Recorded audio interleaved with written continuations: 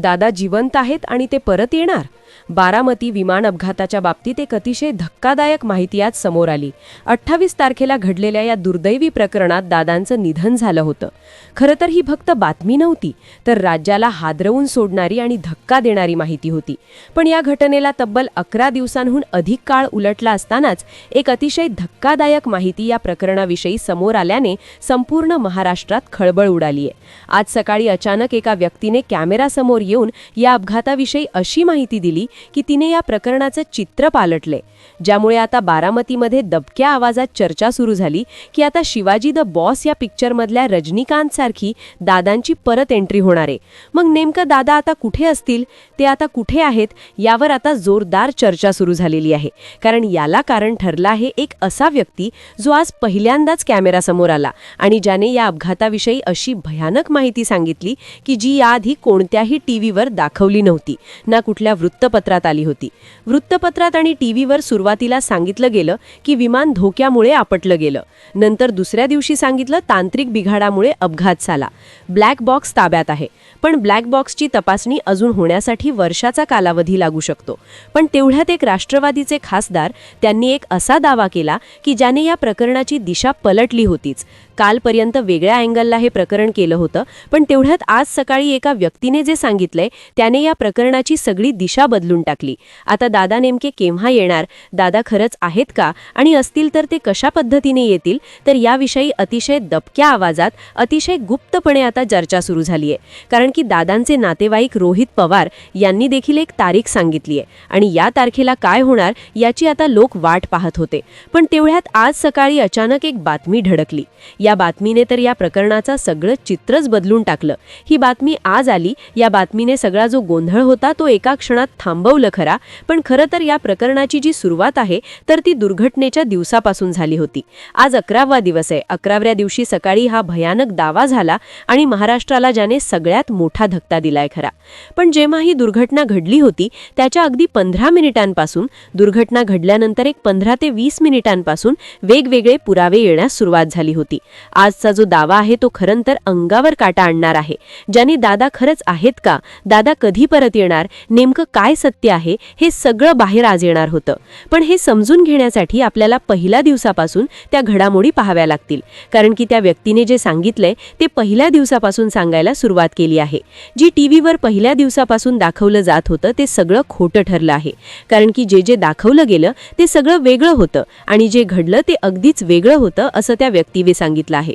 खरं तर सर्वांना ठाऊक आहे 28 जानेवारीची ती प्रभात होती ज्या दिवशी 8:45 क्रॅश झाला आणि अपघात घडल्यानंतर घटनास्थळी सर्व सुरक्षा पथक असतील किंवा इतर यंत्रणा असतात त्या तिथे पोहोचल्या.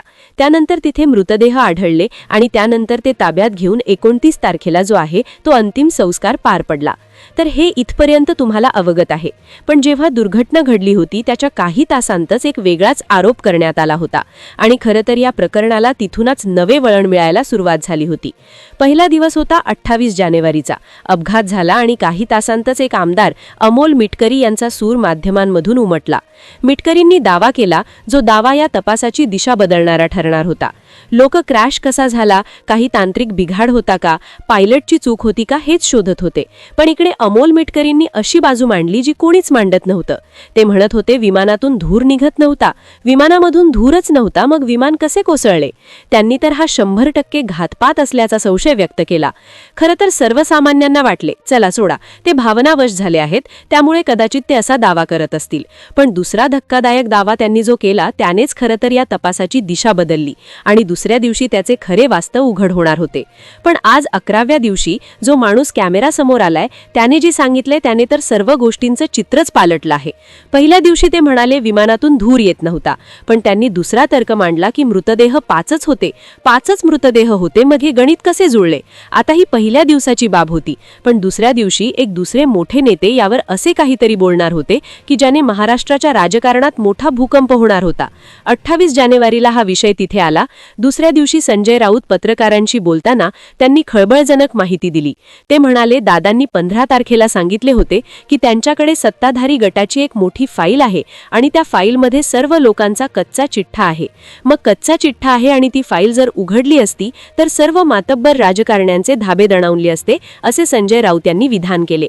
हा दिवस होता दुसरा आणि इथूनच खरे याला राजकीय रंग लागायला सुरुवात झाली होती. खरं आज जे उघडलं आहे त्याची पायाभरणी खरं तर दुसऱ्या दिवशी झाली होती, पण तिसऱ्या दिवशी खरं तर याचा मुख्य धागा सापडणार होता. आणि खरंच 11व्या दिवसाचा आजचा जो रिपोर्ट आहे, आजचा जो व्यक्ती कॅमेरासमोर येऊन जे बोलला आहे, तर ते अतिशय वेगळंच असणार आहे. आता खरं तर तिसऱ्या दिवशीचा जो मुद्दा होता तो या प्रकरणाचा महत्त्वाचा मुद्दा घडणार होता. आता सर्वात महत्त्वाचे, तिसऱ्या दिवशी काय झाले की तांत्रिक बाबींमध्ये एक मोठी घडामोड घडली. ब्लॅक बॉक्स हाती लागला होता. मलब्यातून ब्लॅक बॉक्स बाहेर काढण्यात आला. वैमानिक संकटसमयी मे डे ओरडण्याऐवजी ओ शिट असे उद्गार त्याच्यात मुद्रित झाले होते. याचा अर्थ असे काहीतरी अकल्पित घडले आणि याच दिवशी ममता बॅनर्जी यांनी देखील उच्च न्यायालयामार्फत याचा तपास करा असे त्यांनी सुचवले. आणि तिथेही पुन्हा तीच बाब अधोरेखित होत होती की विमानात 6 लोक स्वार झाले होते. मग 5च शव कसे सापडले? मग तो 6वा व्यक्ती कुठे गायब झाला? चौथ्या दिवशी अशा एका माणसाला अटक होणार होती की ज्याच्या कबुलीने या प्रकरणाचा रोखच बदलून गेला होता. दिवस चौथा उजाडत होता.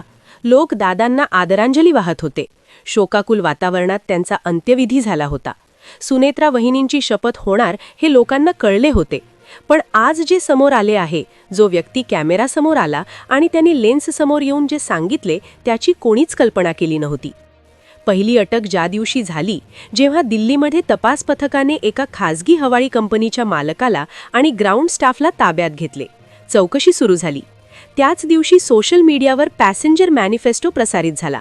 म्हणजे त्या मॅनिफेस्टोवर हाताने काही अंक लिहिले होते. C2, P3 म्हणजे विमानात 6 व्यक्ती असल्याचे स्पष्ट दिसत होते. पण मृतदेह तर 5च प्राप्त झाले. 5व्या दिवशी वैमानिकाच्या पत्नीने समाज माध्यमांवर येऊन दावा केला की टीव्हीवर जो फोटो माझ्या पतीचा मृत म्हणून दाखवला जात आहे तो त्यांचा नाहीच, माझे पती जिवंत आहेत. या विधानामुळे राजकारण ढवळून निघाले. जर पायलट सुरक्षित असेल तर मग विमानात कोणाचे पार्थिव सापडले? याच दिवशी गोजुबावी गावातील काही ग्रामस्थांनी दबक्या आवाजात चर्चा सुरू केली की त्यांनी आकाशात काहीतरी वेगळे पाहिले आहे. 6व्या दिवशी प्रशासनाने स्पष्ट केले की दादांची ओळख त्यांच्या मनगटावरील घड्याळावरून पटली. पण तज्ज्ञांनी प्रश्न उपस्थित केला की ज्या भीषण आगीत विमानाचे टिटॅनियम वितळले तिथे ते मूल्यवान घड्याळ सुरक्षित कसे उरले? याच दिवशी अमोल मिटकरी पुन्हा एकदा आक्रमक झाले आणि त्यांनी CCTV फुटेजची मागणी केली. पण CCTV फुटेज सुरक्षेच्या कारणास्तव दडपून का ठेवले जात होते? 7व्या दिवशी अवघ्या महाराष्ट्राचे लक्ष मुंबई विमानतळाच्या फुटेजकडे लागले होते.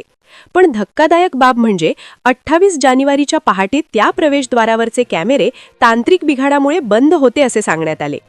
एकाच वेळी सर्व CCTV कसे निकामी पडू शकतात? याच दिवशी गोजुबावीच्या सरपंचांनी पहिल्यांदाच आपल्या निकटवर्तीयांशी त्या निळ्या पॅन्ट घातलेल्या व्यक्तीबद्दल चर्चा केली होती. खरे वास्तव आता उघड होणार होते. 8व्या दिवशी देखील आता त्या फाईल्स, ती कागदपत्रे का जळाली नाहीत अशा सर्व चर्चा होतच होत्या. पण पुढच्या दिवशी म्हणजेच 9व्या दिवशी जी कॉल रेकॉर्डिंग समोर येणार होती त्याची कल्पना कोणालाच नव्हती. आता खरं तर कॉल रेकॉर्डिंग, ज्यांना कॉल केला होता अपघात होण्याच्या 10 मिनिटं आधी, तो माणूस समोर आला खरा. पण 11व्या दिवशी म्हणजे आज सकाळी जो व्यक्ती ज्याने ही घटना प्रत्यक्ष डोळ्यांनी पाहिली होती तोच समोर आला होता. 9 दिवसांनंतर ती गुप्त कॉल रेकॉर्डिंग जगासमोर आली. चिंता करू नका, मी मार्ग काढतोय, हे दादांचे शब्द स्पष्टपणे ऐकू येत होते. जर विमान कोसळणार होते तर दादा इतके शांत कसे राहू शकतात? की दादांना पूर्वकल्पना होती की ते विमानातून बाहेर पडणार आहेत? संपूर्ण महाराष्ट्र याच एका प्रश्नाचे उत्तर शोधत होता. आणि आज 10वा दिवस. आज सकाळी जे काही घडले त्याने सर्व प्रश्नांची उत्तरे दिली आहेत. आज 11व्या दिवसाची सकाळ ही या संपूर्ण प्रकरणाची दिशा पालटणारी ठरली. गोजुबावीचे सरपंच, जे या अपघाताचे सर्वात मोठे प्रत्यक्षदर्शी आहेत, ते आज पहिल्यांदाच माध्यमांच्या कॅमेरासमोर आले. त्यांनी जो दावा केला आहे तो ऐकून संपूर्ण तपास यंत्रणा चक्रावून गेली आहे. सरपंच म्हणाले, ज्या दिवशी विमान कोसळलं त्यावेळेस आम्हाला विमानाचा आवाज अतिशय विचित्र आला होता आणि आम्ही मोटरसायकलवर विमानाच्या दिशेने निघालो होतो. तिथे गेल्यानंतर आम्ही पाहिलं की विमानाच्या पुढील बाजूतून धूर निघत होता आणि त्याच वेळेस तिथून एक निळी पॅन्ट घातलेला एक व्यक्ती बाहेर पडताना त्यांना जाणवलं.